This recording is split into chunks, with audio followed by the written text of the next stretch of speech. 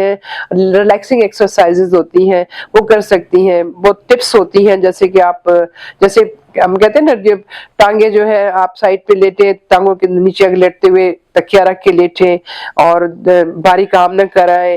Kitchen میں کوئی چیزیں اٹھانے کے لیے پورا ہاتھ اوپر لگا کے اس لیول تک جا کے چیزیں اٹھائیں. پرس اگر بھاری ہے تو ایک سائڈ پہ کندھے پہ نہیں لٹکائیں بلکہ اکراس the. السلام علیکم, بسم اللہ الرحمن الرحیم.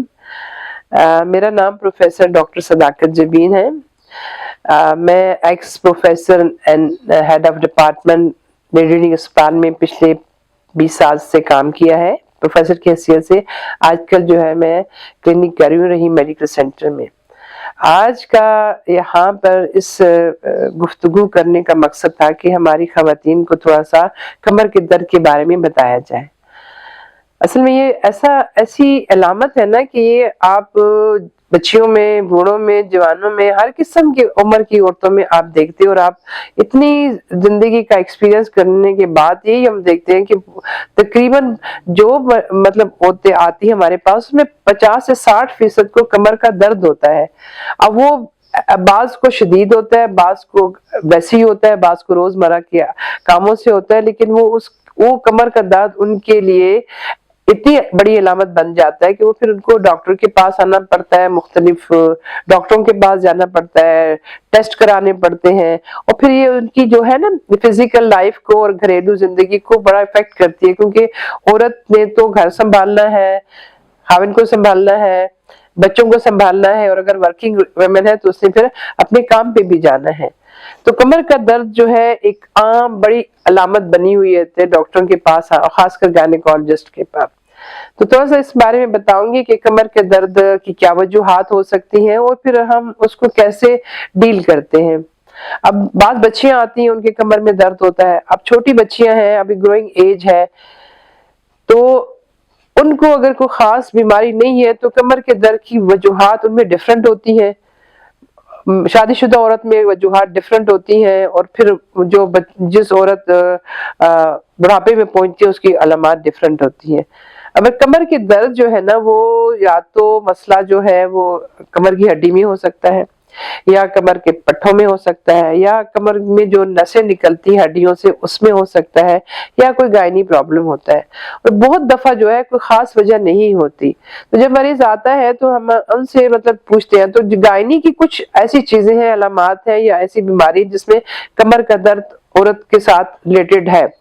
خاص کر جو ہے پریگنینسی میں کمر کا درد بڑا عام ہے. مطلب ہر دوسری عورت جو ہوتی ہے جب وہ حاملہ ہوتی ہے تو وہ سب سے پہلی کمپلین اس کی یہی ہوتی ہے کہ میرے کمر میں درد ہوتا ہے, سارا دن رہتا ہے, لیٹتی ہوں تو کمر میں درد ہوتا ہے. اب یہ ایک کمر کا درد ان کا کوئی بیماری کی وجہ سے نہیں ہوتا. کمر کا درد جو ہے حاملہ عورتوں میں خاص وجہ ہوتی ہے. اس میں ایک تو یہ ہے کہ جسم میں ایسے ہارمونز بنتے ہیں جس سے جسم کے پٹھے اور جو جسم کے لیگامنٹس ہوتے ہیں وہ ریلیکس ہو جاتے ہیں, اور اس کے اوپر ہڈیوں کے اوپر تھوڑا سا دباؤ پڑ سکتا ہے, پٹھوں کے اوپر پڑ سکتا ہے.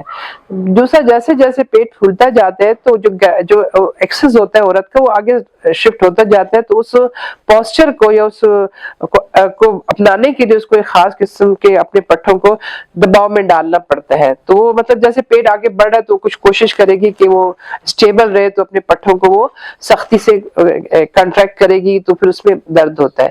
تو اس میں پھر ہم ان کو یہ سمجھاتے ہیں کہ یہ ایک قدرتی عمل ہے جس کو ہم ختم نہیں کر سکتے, لیکن تھوڑی لائف سٹائل ماڈیفیکیشن سے اس کو ہم ٹھیک کر سکتے ہیں. جیسے کہ آپ ریسٹ آورز ہم کہتے ہیں کہ بہت تھکاوٹ والا کام نہ کریں, بہت کھڑے رہنے والا کام نہ کریں. جیسے کچن میں گھنٹوں کھڑی ہیں تو گھنٹے رہتی ہیں, پھر جو ہے بھاری کام کرتی ہیں, بالٹیاں اٹھاتی ہیں, سروں پہ چیزیں اٹھا کے کہیں کدھر سے کدھر جا رہی ہوتی ہیں, پھر بچوں کے لیے کبھی بھاگ رہی ہیں کبھی کیا کر رہی ہیں. تو اس میں عورت کو ریسٹ کا ٹائم نہیں ملتا, اور ظاہر انسان جب تھکا ہوتا ہے تو اس کا جسم ڈیمانڈ کرتا ہے کہ اس کو ریسٹ کیا جائے.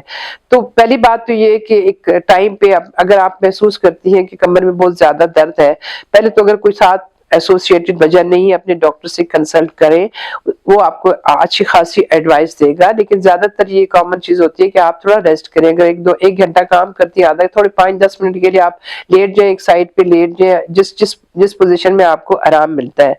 दूसरा ये कि कमर की जो है मुख्तलिफ सिंपल एक्सरसाइजेज होती हैं जो कि प्रेगनेंसी में की जाती हैं। तो हमारे यहाँ तो कोई खास क्लासेस नहीं होती अस्पतालों में, या उनको कोई एजुकेशन नहीं होती, तो उनको अवेयरनेस नहीं होती। बाहर के मुल्कों में तो प्रेगनेंसी में और डिलीवरी के लिए औरतों को मेंटली तैयार किया जाता है, फिजिकली मेंटली भी उनकी क्लासेस होती हैं, उनको वीडियोस दिखाई जाती हैं।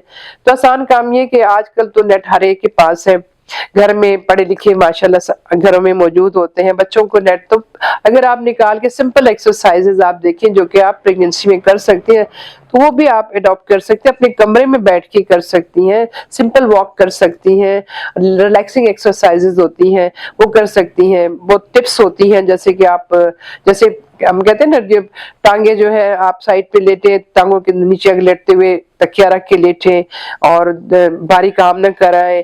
किचन में कुछ चीजें उठाने के लिए पूरा हाथ ऊपर लगा के उस लेवल तक जाके चीजें उठाएं। पर्स अगर भारी है तो एक साइड पे कंधे पे नहीं लटकाएं, बल्कि अक्रॉस द कंधे आप उसमें डाल के रखें। तो ये छोटी छोटी टिप्स होती हैं, ये भी आपकी जो फिजियोलॉजिकल प्रॉब्लम होता है उसको हल कर सकती हैं। फिर डाइट अच्छी करें, अपने आप को टेंशन फ्री रखें, हाइड्रेशन, पानी ज्यादा पिए, ये सारी चीजें होती हैं। अब जब हमारे पास कोई खातून आती है तो हम ये साले पहले देखते हैं कि उसके प्रॉब्लम कमर के दर्द के साथ कोई गायनी का प्रॉब्लम तो नहीं है। बाज दफा ये होता है कि नीचे दबाव होता है, जैसे हम प्रोलैप्स कहते हैं, या इन्फेक्शन होता है, या कुछ ऐसी खुदा न खास्ता बीमारी होती है अंदर, जैसे ट्यूमर है कुछ, तो वो कमर का दर्द कर सकते हैं, या उसकी वजह से कमर में बीमारी के हड्डियों में फैल सकती है। तो हमको मतलब पहले हिस्ट्री लेते हैं, एग्जामिनेशन करते हैं और ये देखते हैं कि कोई खास बीमारी तो नहीं है जिसकी वजह से कमर का दर्द है। तो वो अगर वो नहीं होता तो फिर हम उसको रीअश्योर कर देते हैं और उनको बताते हैं कि भाई आप अपनी कमर को दर्द। और एक और वजह जो कमर के दर्द में दरमियानी उम्र की खवातीन की है वो है मोटापा। आपका वजन जैसे जैसे बढ़ता जाता है, आपकी कमर के ऊपर और आपकी घुटनों के ऊपर और आपके पाँव के ऊपर प्रेशर और वजन बढ़ता जाता है, तो जिस्म को या आपकी कमर की हड्डियों को एक्स्ट्रा बर्डन बर्दाश्त करना पड़ता है। दूसरी वजह जो होती है वो कैल्शियम और विटामिन डी की कमी होती है, मतलब इस प्रेगनेंसी में भी और प्रेगनेंसी के बाद जो दरमियानी उम्र या ओल्ड एज में होती है। तो जो हड्डियों के लिए हमारी कैल्शियम और विटामिन डी बहुत जरूरी है। तो जब हम जवानी में दूध नहीं पीते मिकदार में, या कैल्शियम हमारी पूरी नहीं होती, तो उसका असर हमें उम्र के दरमियानी हिस्से में या आखिरी हिस्से में भुगतना पड़ता है। तो आपने देखा होगा जिसको ऑस्टियोपोरोसिस कहते हैं, तो ऑस्टियोपोरोसिस में कमर में दर्द होता है, कमर की हड्डियों का फ्रैक्चर हो सकता है। तो ये एक पैथोलॉजिकल डिजीज होती है, लेकिन हमें मतलब हम ये कोशिश करते हैं कि इस तक नौबत आने ही ना पाए। अब यंग एज से अगर शुरू करें, बच्चियां जब आती हैं तो हम देखते हैं कि उनका लाइफस्टाइल कैसा है, उनको कोई बीमारी तो नहीं, अंदरूनी बीमारी तो नहीं। जब हम अंदरूनी बीमारी को एक्सक्लूड कर लेते हैं फिर हम उसके कंसंट्रेट करते हैं कि उसका काम कैसे। अब बहुत सारी बच्चियां हैं हमारे पास आती हैं, स्कूल की होती हैं, खासकर ये मदरसे में जो बच्चियां होती हैं ये कमर के दर्द की माओं के साथ आती हैं। तो हम कहते हैं 14, 15 या 16 साल की बच्ची को कमर के दर्द का क्या ताल्लुक हो सकता है। तो अगर उसमें कोई और अंदरूनी बीमारी नहीं है तो पोस्चर बहुत जरूरी होता है। मतलब अगर 6-6 घंटे 8-8 घंटे एक ही उसमें बैठी रहती है क्लास को या मदरसों में, तो अक्सर ये होता है खेलने जुलने की भी इजाजत नहीं होती।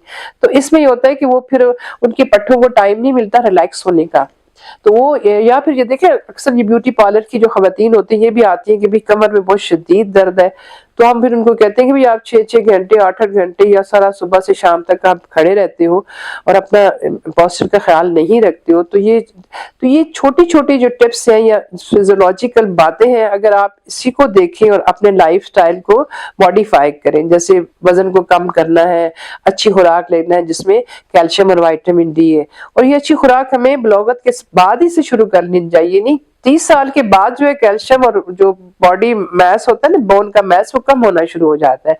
तो 30 की उम्र तक हमारे जिस्म में इतना कैल्शियम और विटामिन डी हो कि वो हमारे बाद में जो कमी को पूरा कर सके। तो अपनी डाइट का ख्याल रखें, अपनी लाइफस्टाइल को मॉडिफाई करें। अगर ऐसे काम करें जो बहुत भारी हैं, बहुत खड़े रहने वाले हैं, یا بہت ایکسرشن والے ہیں اس سے تھوڑا سا آپ اجتناب کریں، ریگولر ایکسرسائز کریں، اچھی ڈائٹ رکھیں. تو یہ سمپل چیزیں بھی ہیں وہ آپ کو آپ کی لائف کو آسان کر دیں، کمر کے درد کو ٹھیک کر دیں گی.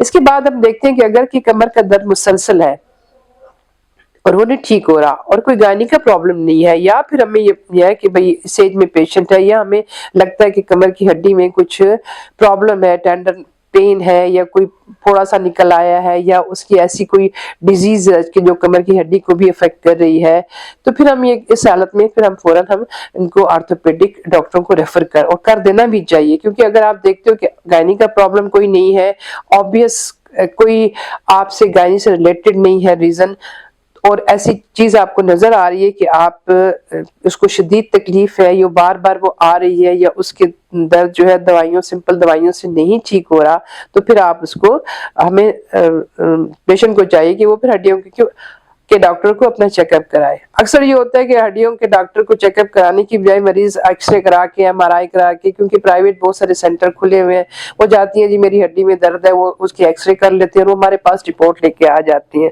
تو بعض دفعہ ہمیں ہنسی بھی آتی ہے کہ بھئی ہم تو گائنی کی ڈاکٹرز ہیں، ہم تو الٹرا ساؤنڈ رپورٹ پڑھ سکتے ہیں باقی ٹیسٹ، لیکن ہم ایم آر آئی رپورٹ یا ہڈیوں کے ایکس رے تو نہیں پڑھ سکتے نا، اور یہ نہ ہماری اسپیشلٹی ہے.